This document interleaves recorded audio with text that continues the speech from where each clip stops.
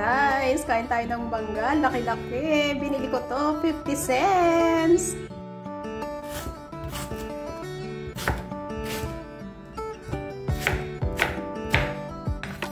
Hiwain natin yung ating mangga. Ayan mga kapanda, para naman ako naglilihi nito. Nagka-crave ako ng mangga. May nakita kasi ako kanina, 50 cents. Kaya tayo bumili ng ating mangga.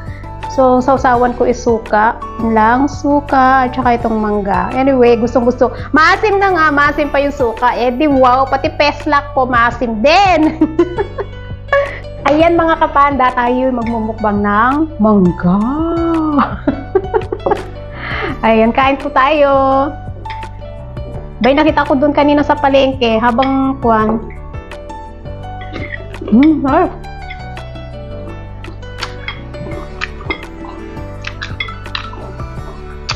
Kasi kinuha ko yung kuwan, pina-dry clean ng amo ko.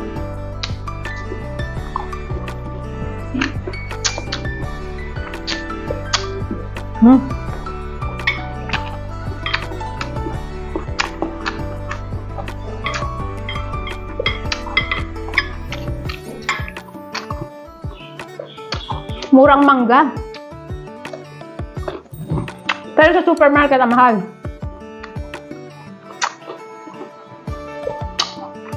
Ito nung nakita ko 50 cents. Bumili na ako.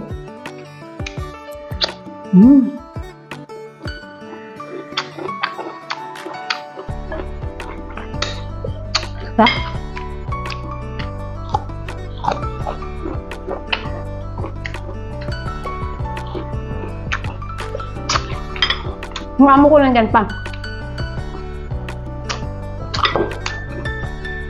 Tapos yung alaga ko nasa kwarto din. Hap.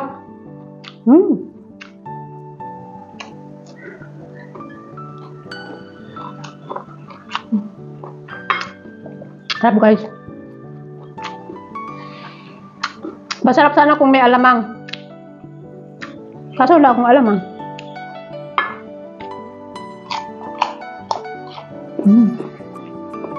Sarap. Samahan nyo ako guys, baka may mangga kayo dyan.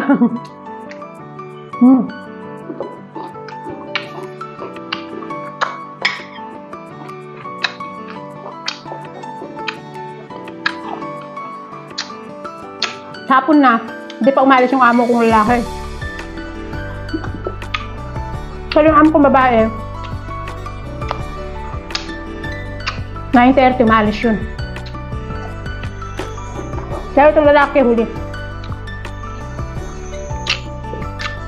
Alas 3 na guys. Di pa ako nagdilinis.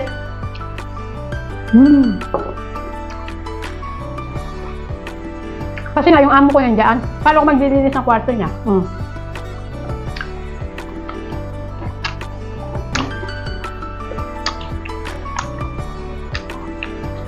Naglalaba pa ako.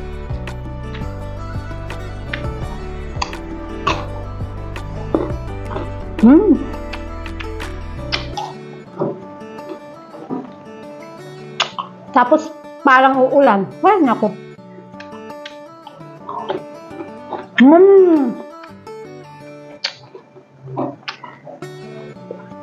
Sarap.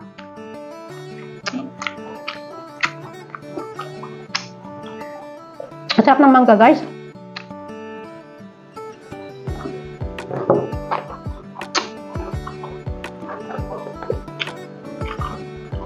Nalala ko nung bata pa kami. Di ba yung bahay namin is Kwan, along the road, highway yan, national highway. Tapos ito yung bahay namin. Siyempre lahat ng mga dumadaan na sasakyan nakikita namin, di ba? Tapos sinong nakaranas sa yung mga estudyante noon nasa tuktok ng Kwan ng jeep, di ba?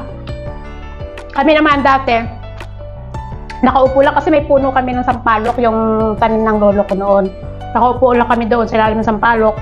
Tapos nakikita namin yung mga estudyante, kaway-kaway naman sila, di ba? Saya lang. Tapos sa kabilang area, kabila lang, sa opposite ng mga aming bahay. Maraming mangga doon. Alam mo, ginagawa namin. Di syempre, tatanong namin, dami-daming bunga, no? Kuha kami ng bato, binabato namin. Nakakawat kami ng mangga. Pero lolo rin naman namin yun. May-ari. Kaso lang, ayaw niya. Kasi syempre, malinit pa. Eh, di ba yung mga bata tayo noon? Kapag maraming bunga, di ba? Sarap natin kuwan, batuhin. Tapos pag may mga nahuhulog na takbo kami sa kabila, para kuhanin. Ang oras na pagkuha namin ng mangga noon, mga alas 2, ganyan. Kasi di ba, aminin nyo, pinapatulog tayo ng ating mga nanay. Mga alas 2, alas 1, pagkalalag kumain, di ba?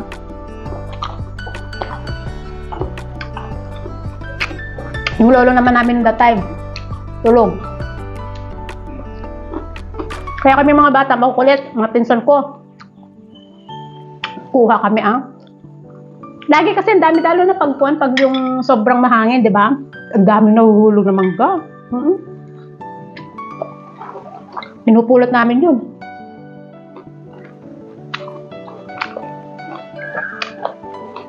Noong bata-bata pa ako, ang daming mga prutas na pananim ng mga lolo ng lolo ko.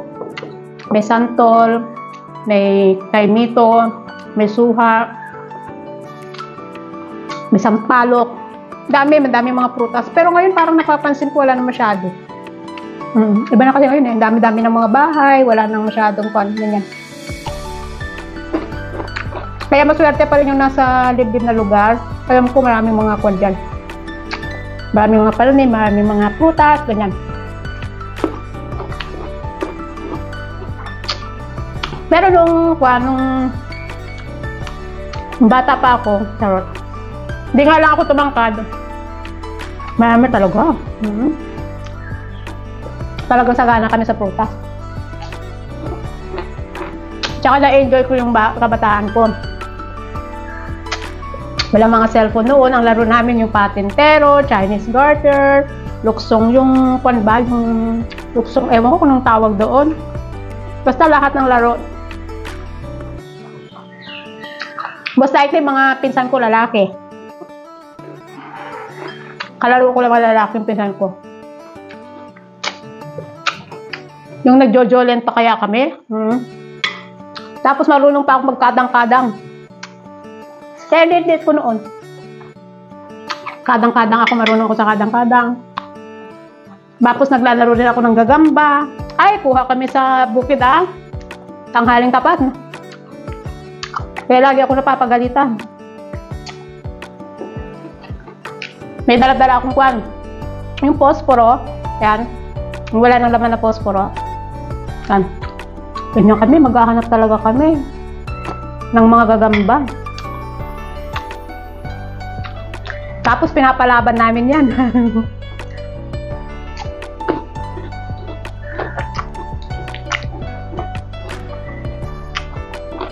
Ba't ibang klase ng gagamba?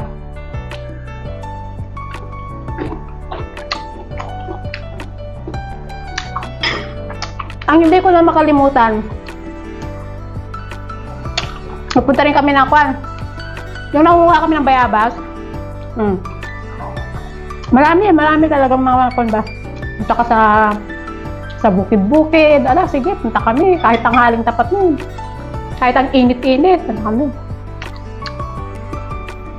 Alam mo yung kwan, alam mo yung baka? Dami kami magpipinsan, no? May baka kami nakita. Hello! Takot na takot kami. Hinabol kami ng baka. Takbo kami, Diba doon kasi may mga alambre, matataas. Ay, titero kaya namin yun. Tawa kami ng tawa. Pero pagod na pagod kami, pero masaya. Hinabol pa kami ng baka, ikaw na, uy. Tapos nahulog din ako sa kwan, nahulog din ako sa kalabaw. Kasi ang pagsakay sa kalabaw, may technique. Naman yun. Diba pag nasa likod ka, pag dalawa kayo nasa likod ka, kapag paakyat, kukunin mo yata yung buntot niya, hahawakan mo. Dahil kung hindi, mahuhulog kami. Eh, nahulog na ako minsan. Nahulog na ako minsan sa kalabaw. Ay, grabe.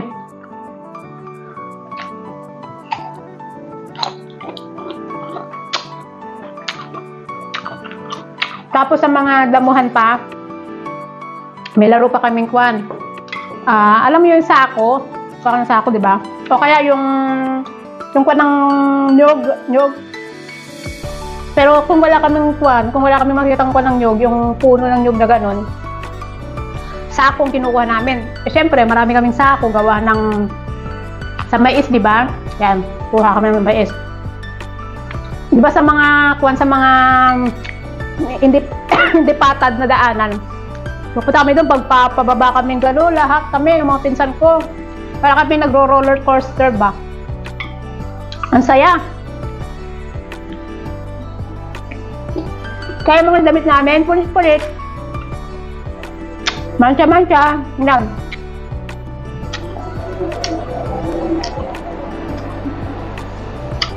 Masaya nung kabataan namin. Pero ngayon yung mga bata ngayon, hindi nila naranasan. Wala lang sila cellphone, ganyan.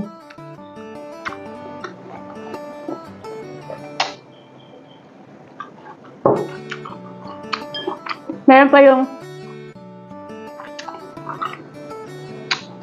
nangyari na ba sa inyo yung kwan? Gumagawa kami noon ng patibong. Kalokohan namin ba? Gumagawa kami patibong, di ba? Magbubuka kami ng kwan yan, ng lupa. Di ba gagawa kami ng kwan ng hole. Talagyan namin yun ng kwan. Ebak ng kalabaw o kaya baka. Tapos tatakpan namin yan ng kahoy din. Tapos damo, ganyan. Bahala ka kung maapakan mo yun, ay jackpot ka ba? Ang gano'n ang ginagawa namin noon. Masalbahe kaya kami.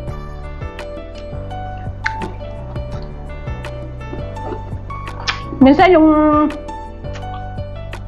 lolo at lola namin na shoot, no? Alam niya na kwan. Wala, alam naman na amin kami, mapapalo kami, no?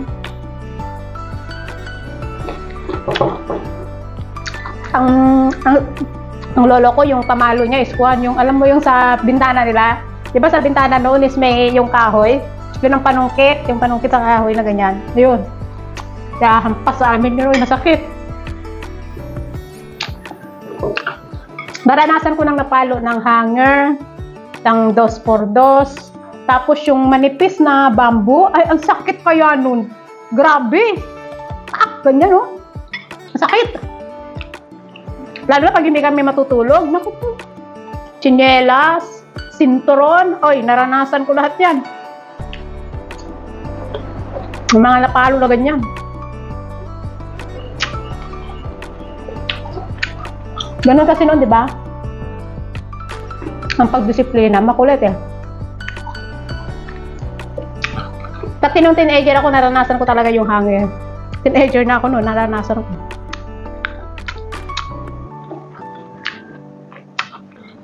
Kasi kami noon, kung tanghali kami magising, napapalo kami ng nanay sa higaan. Pak!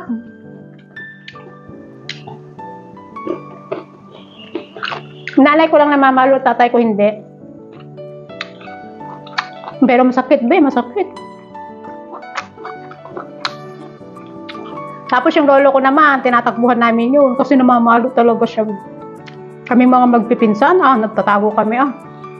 Kasi ang lolo ko may kon naman, tama nga naman siya. Hindi niya naman pinagdadamot ng prutas. Pero kapag hilog na at pwedeng kainin, pwede. Eh syempre mga bata tayo, di ba? Ganun naman talaga tayo. Yung kahit akala mo parang hindi pa naman pwede, pero kinakain na natin. O, aminin niyo yan. May isang kwento na natawa kami. Sinisilip muna namin si lolo noon kung natutulog. Tapos itong si lola namin, kakutsaba naman namin. Lola, nandiyan ba si lolo? Tulog. O, ano na naman ang gagawin niyo? Wala po. Huwag na naman kayong aakyat sa puno, magagalit ang lolo nyo. Hindi po. Tawagin ko na yung mga pinsan ko, mga lalaki ba? Siyempre, hindi naman ako marunong umakyat. Paakyatin namin yung isang pinsan namin. Naka-ready na yun sa sampalok na yung sa puno ng sampalok. Ako may dala-dala ng asin. Sige, hulog-hulog siya, di ba? Kumbaga, sinasalo namin yung hinuhulog niya.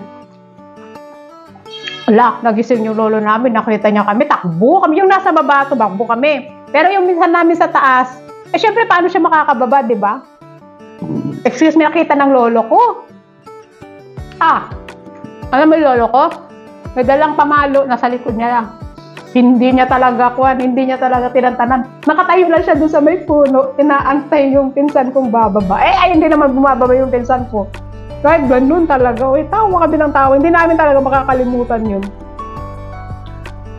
Kapag nagkukwentuhan nga kami magpipinsan, may mga pamilya na sila eh. Kwentuhan kami magpipinsan, natatawa kami. Masaya. Masaya lang.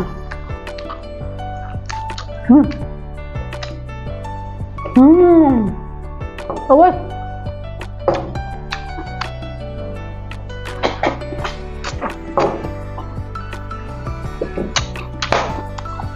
Ayan. Ubus na yung ating mangga, guys. Marami pong salamat sa iyong suporta and God bless. Ingat. I love you all. Chup chup.